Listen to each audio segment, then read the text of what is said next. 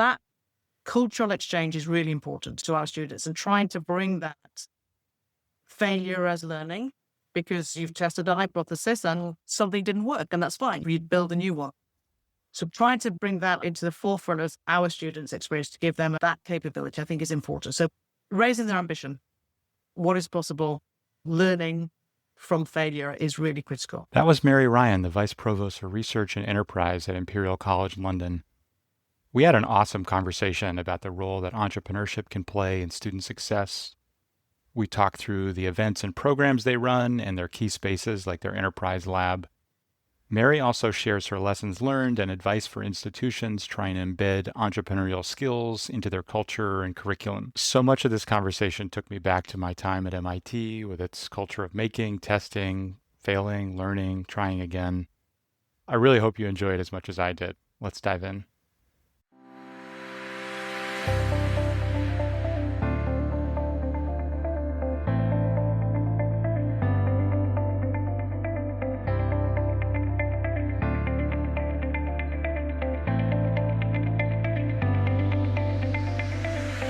Welcome to the Connected College podcast. I'm your host, Elliot Felix. I've helped more than 100 colleges and universities change what they offer, how they operate, and how they're organized to enable student success.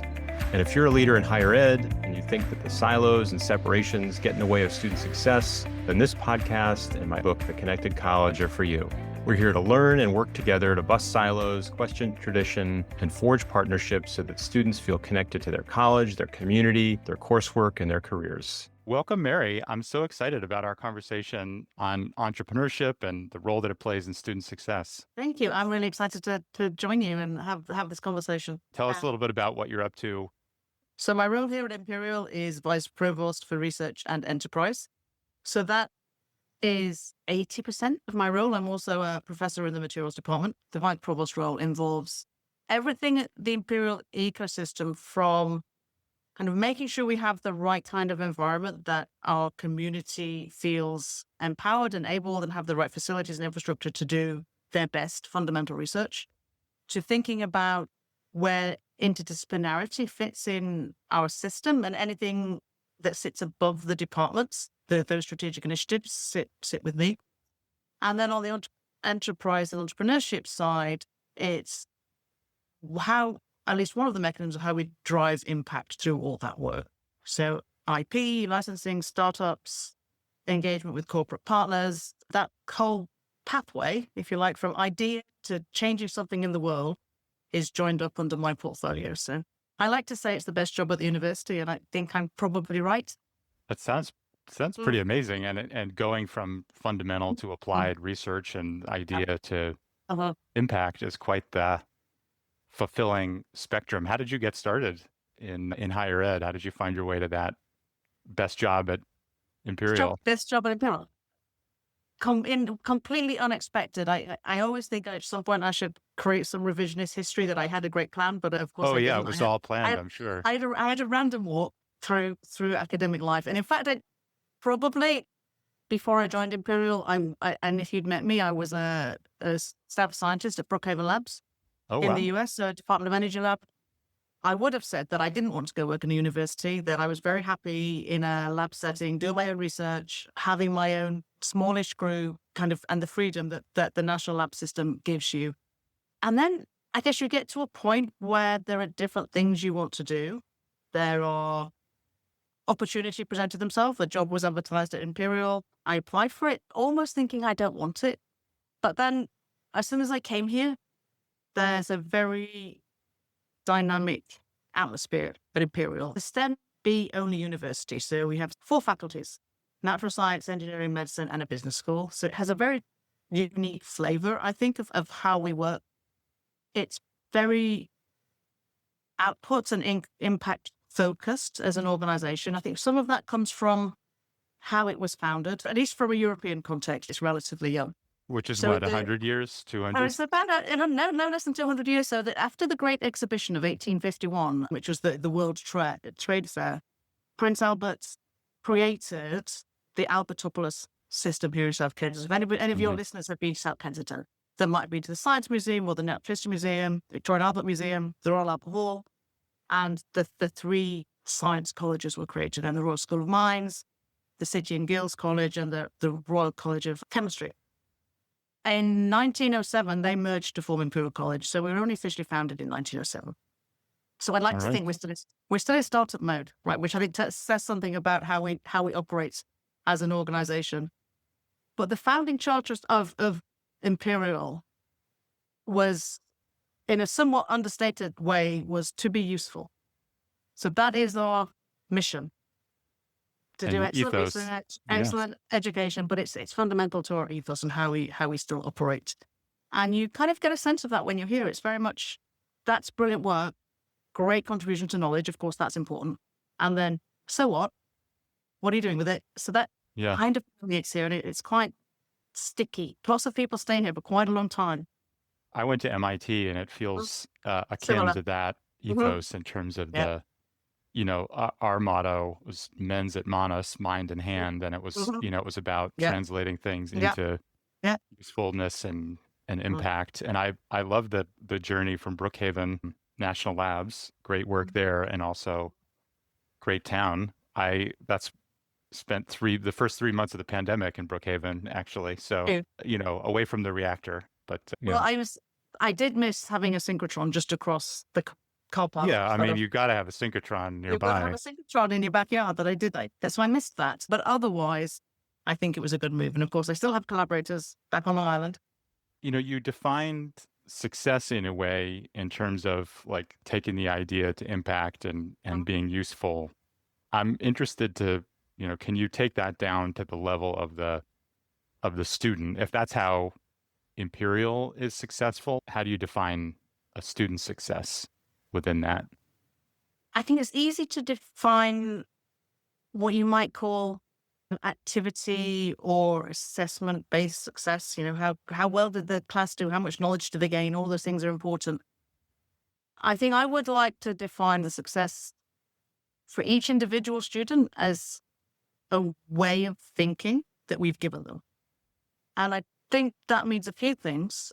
It means that they should have high expectations and they should be free to imagine how the world can be different. So that freedom to imagine, I think, is really important. But then I think coming with is an obligation to challenge.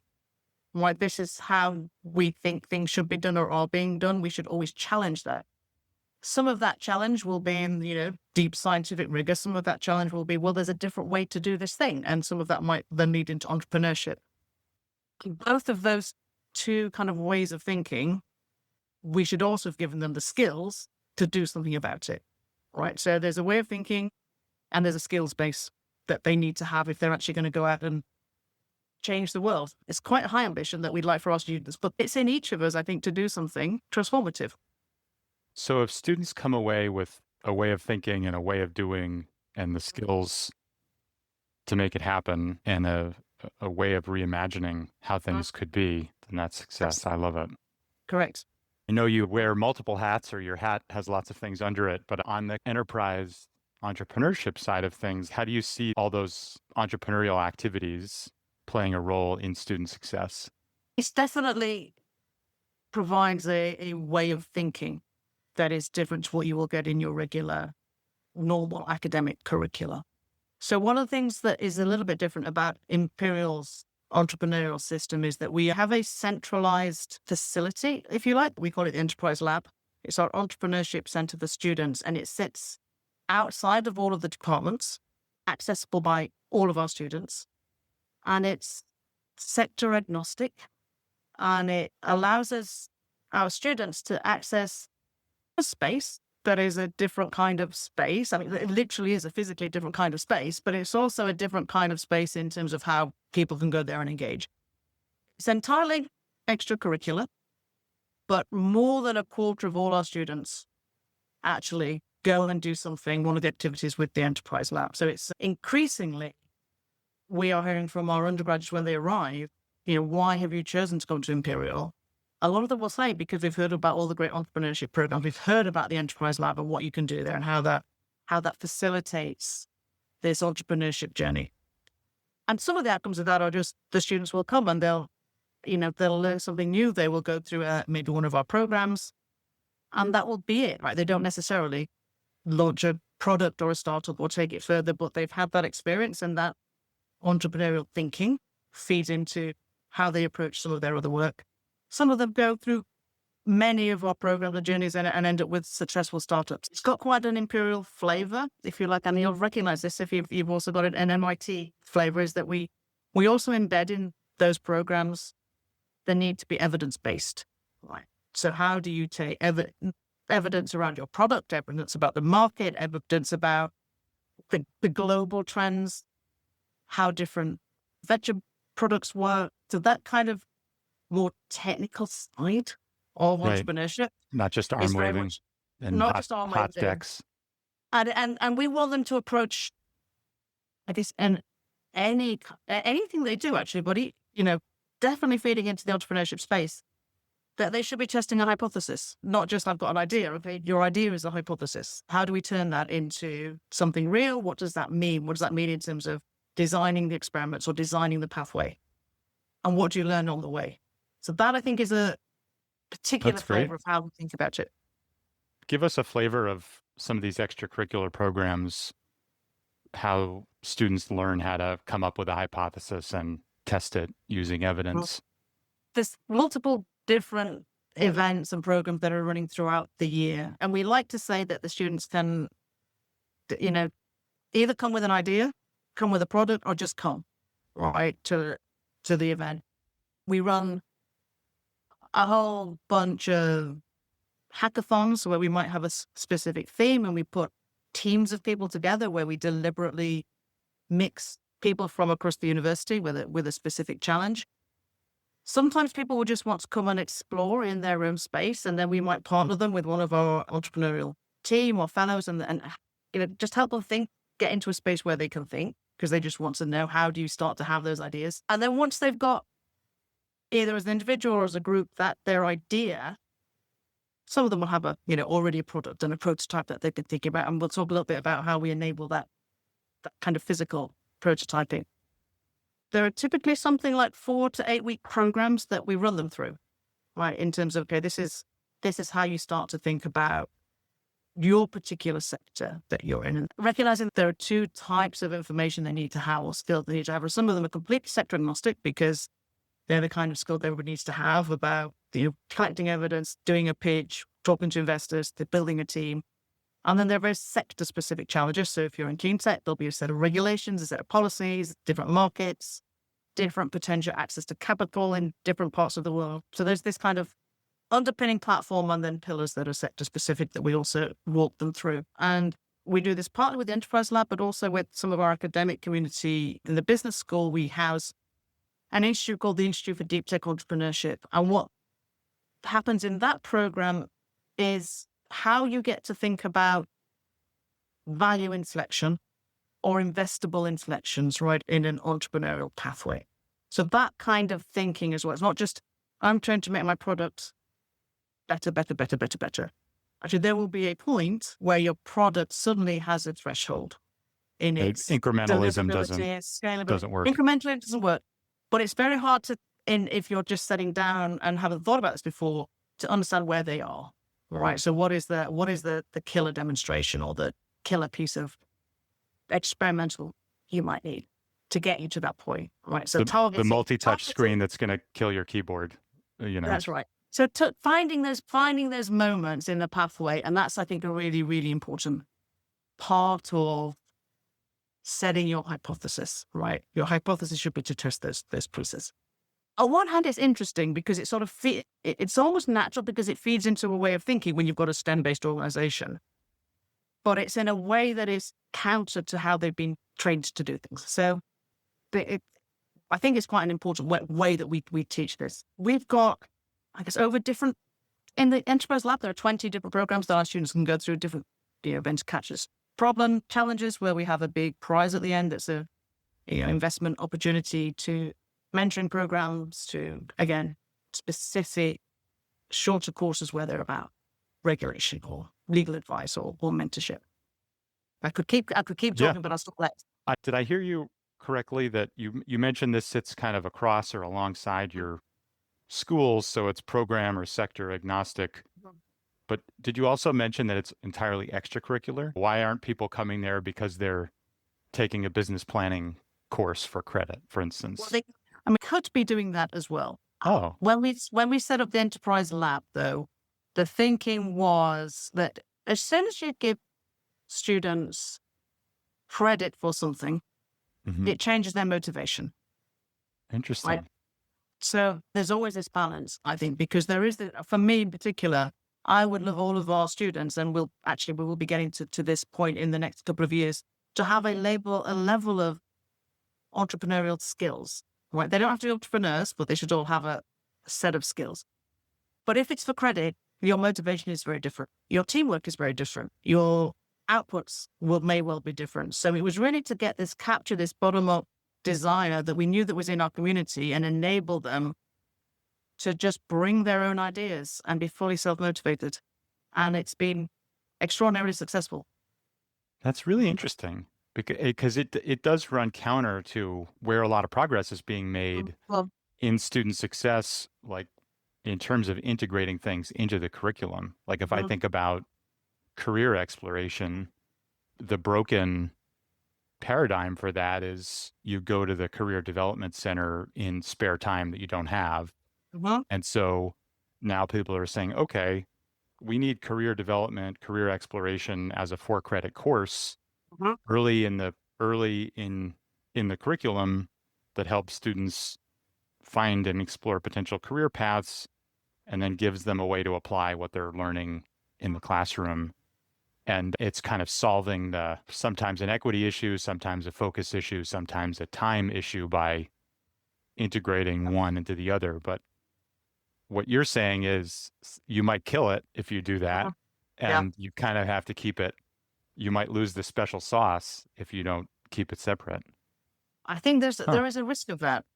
And it does come back to what are you trying to achieve? There is an interesting question and about what are the levels of skills that you would like all of your students to have. So a quarter of our students doing this extracurricular is a huge number to choose. Yeah. Well, that chart with 3/4 are not doing that. So I would like all of those to have a basic level of understanding what entrepreneurship is about. And so thinking about how those pieces get embedded in our baseline curricula, I think is important. Because we are STEM, there are many exemplars that we can pull through, right? In our natural curricula, rather than saying, here's a separate program where you've done the business plan and but actually, here's a case study on X company and how it started up and moved forward that will be aligned to the curriculum. So that's one of the ways that we kind of smatter it around. We've just been through our new strategy. We launched our new strategy last year, and in that we've got a program called Class of 2030, where we're thinking about, all right, what are the key skills that future generations need? They all need to be AI literate. They all need to understand sustainability. I think they all should understand systems thinking. They all should have a level of entrepreneurial skills. So we're building some of those programs that will sit across as well as we speak. So that is will sit on top of this. So it becomes like a both and. A both and. Yeah. But I think as soon as you elevate one of these things to a high credit level, you're changing the student's interaction with that topic. So you can have courses on customer discovery or market research or business planning or scenario planning or prototyping, but where you might draw the line is a course on creating some kind of new venture, because then you're at cross purposes. Yeah, I think that's right. One of our most successful courses in terms of creative spin-outs is a joint degree that we run between our Department of Design Engineering and the Royal College of Art, which is just next door. So it's called Integrated Design Engineering. And in that cohort, they have a kind of a teamwork project where the groups are asked to think about design solutions to challenges. Think of a challenge, global challenge, and think of a design solution. On the back of that program, many of those students take the outcomes of that and they take that and then they go to Enterprise Lab and they start a startup. It's by far the biggest feeder of our startup creation program. But the endpoint objective is not to make a startup, right? It's to think about how you create a design solution to the problem. And the nature of how that program works, it particularly seeds some of these startup ideas. So it's clear you're thinking about the future. You're thinking about what the class of 2030 looks like and the skills they need. How do you see entrepreneurship, entrepreneurial programs, venture activity? How do you see these things changing and how you're trying to get out in front of that? I think what we are seeing is, well, you all know this better than me probably, but there's a big shift in career prospects and trajectories and the desire to have more control of career, but from the next generation. They are much more wanting to think about how to engage in the startup space. One of the other things we've actually done in response to that is on one of our campuses, which is our deep tech campus out in White City, where our incubator, hackspace, scale-up programs work. On campus, we've got about 100 startups. Some of them Imperial, some of them are not. And over the summers now, we fund an internship program for our own students to be seconded into one of the startups Oh, for wow. 3 months.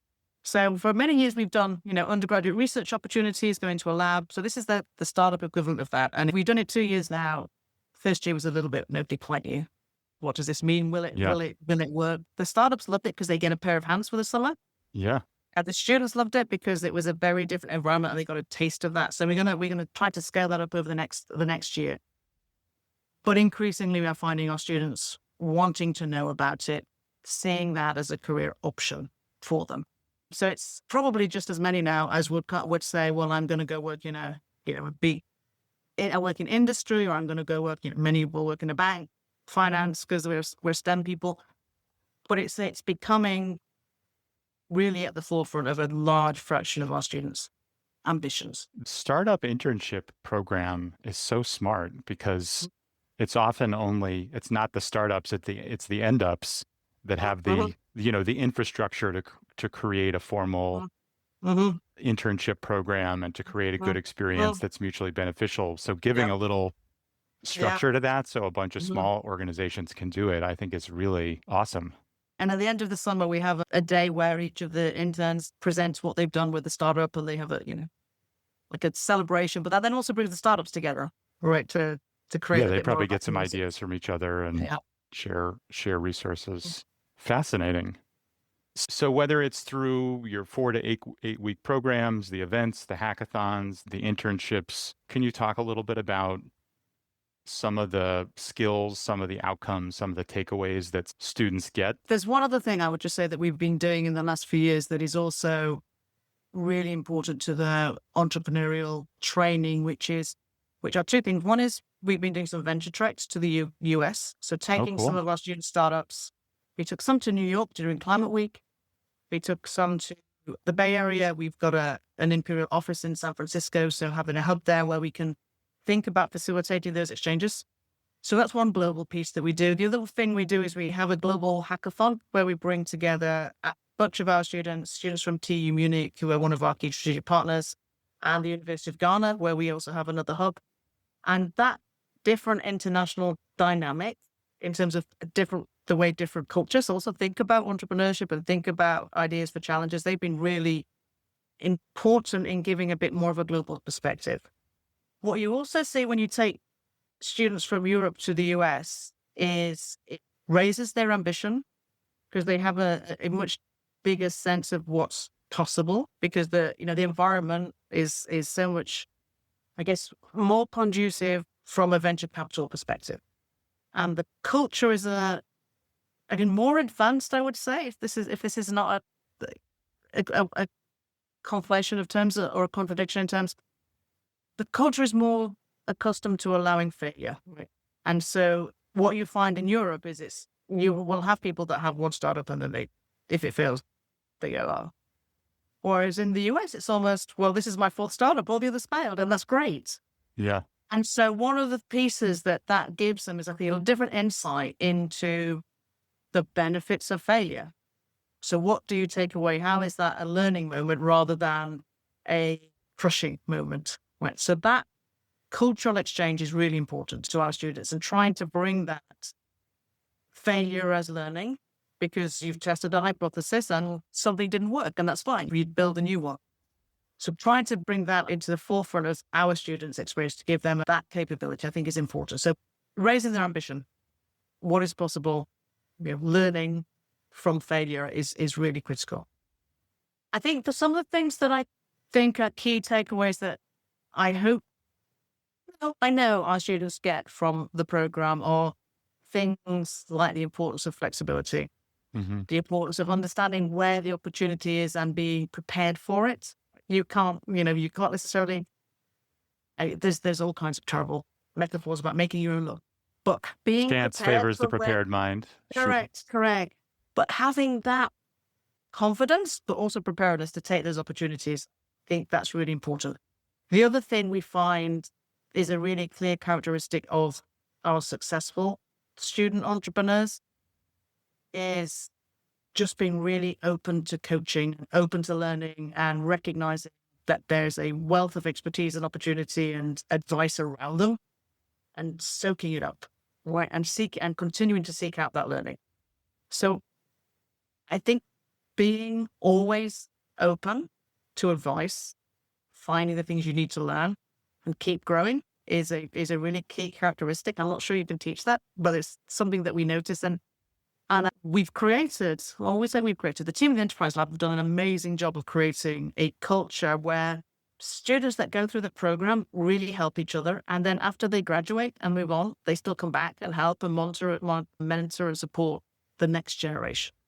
And so those learnings, I can sit here and say, you should be talking to mentors and you should be doing this, but actually students that have done it, they've been through the program, that come back and talk to them about their experiences, give them that advice is 10 times more valuable than me talking to the students. So making sure we use our own ecosystem and our own students, graduates to help the next generation.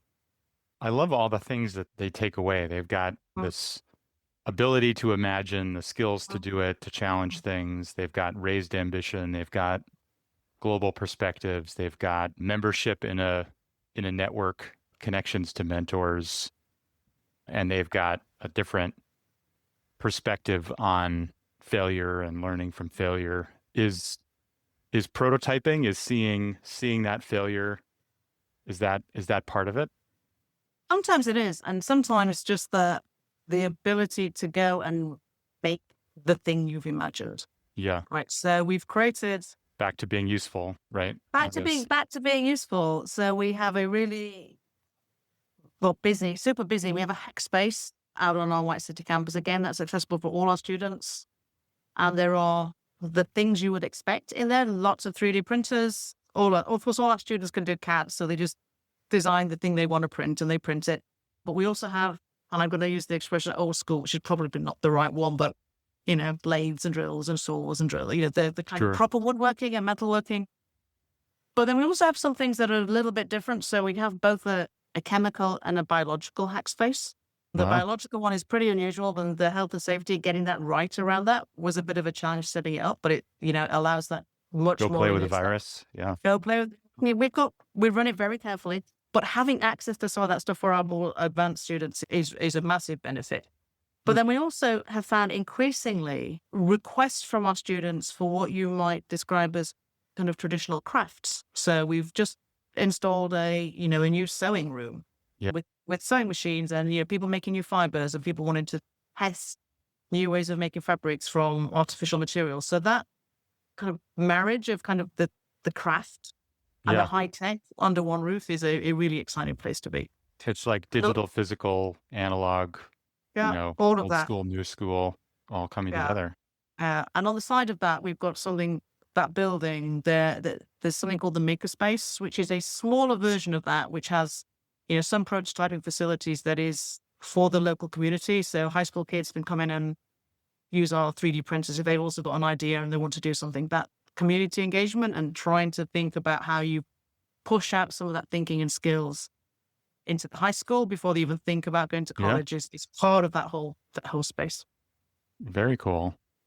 So last question is really, given all the thinking you've done about how things are changing and the class of 2030 and the impacts that the program is yielding for your students and society, what advice do you have for other institutions about how to adapt to those changes, how to inject this kind of enterprise thinking and entrepreneurship into their institutions? I think probably the first thing I would say is your students are already better at this and ready for this than you think they are.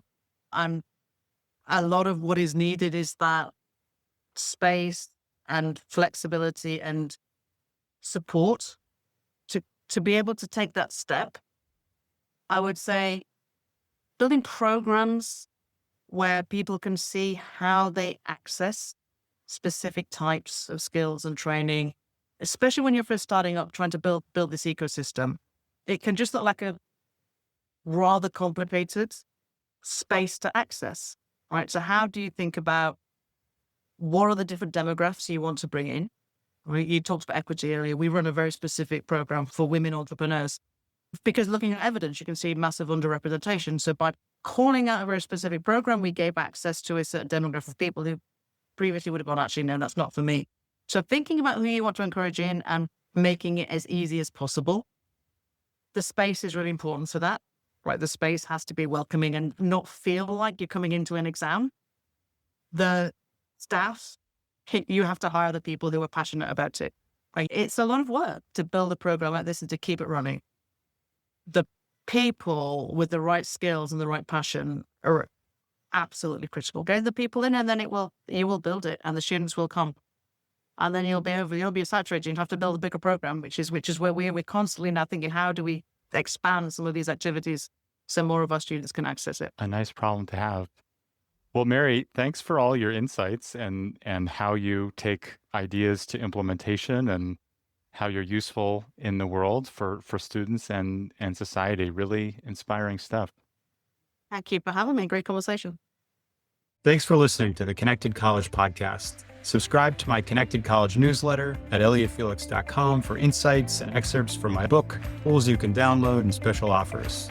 You can also find more information about talks I've given, articles I've written, and upcoming events there.